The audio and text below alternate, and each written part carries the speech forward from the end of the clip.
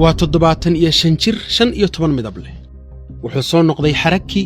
jabhad iyo argagixiso gabaad ka dhigta magaca diinteena suuban waa siyaasi basaasa oo 13 sano la soo dhaafay magacyo kala duwan ku xukumayay hal magaalo isagoo fulinaya amarada dalal uu wakiilka yahay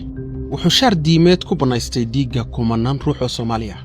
halka uu magac argagixiso kula dagaalamay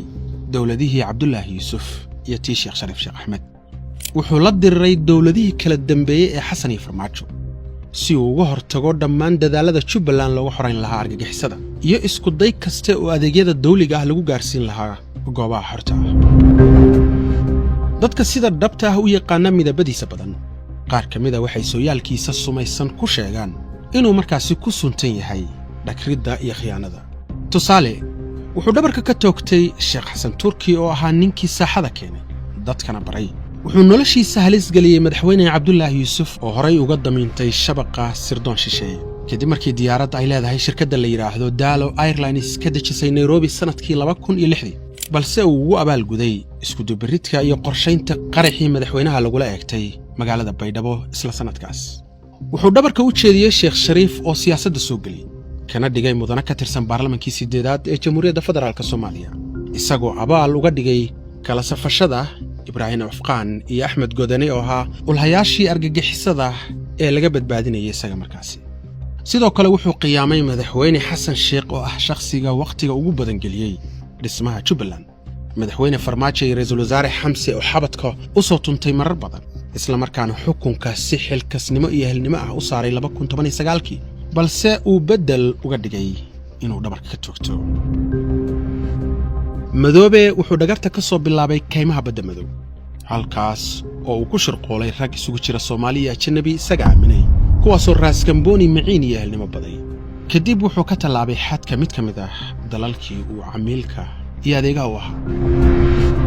13 sano ee uu xukunka hayay wuxuu kala qaybin iyo qoray la hortaagnaa bulshada gobolka Gado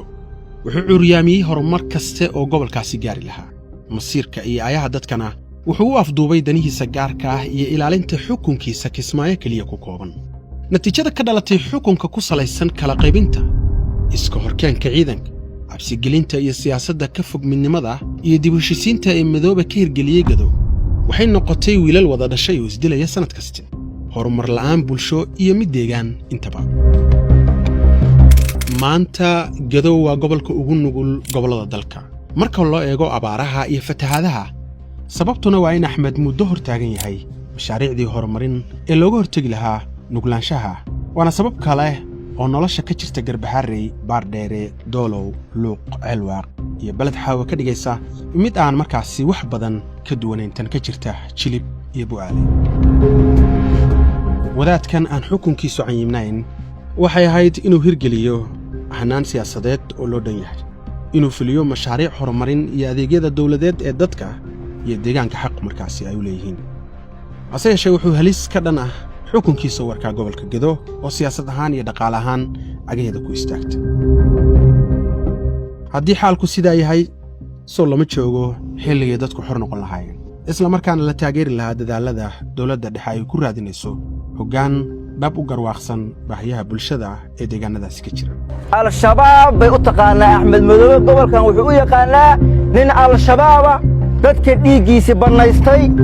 wax kasta oo qof bilow aadan lagu sameeyo xun sameeyo inuu yahay u naqaanaa oo ma naqaana madaxweyne